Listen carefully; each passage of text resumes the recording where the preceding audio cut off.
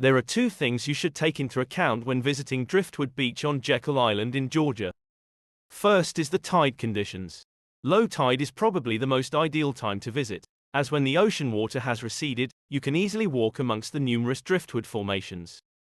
High tide makes the beach much less accessible, since the waterline will often cover a large portion of the shore, submerging many of these amazing sculptures. The other thing to take into account is the time of day. Needless to say, both sunrise and sunset are magical times here on Driftwood Beach. We hope you have enjoyed this video. As always, please like, follow, and subscribe.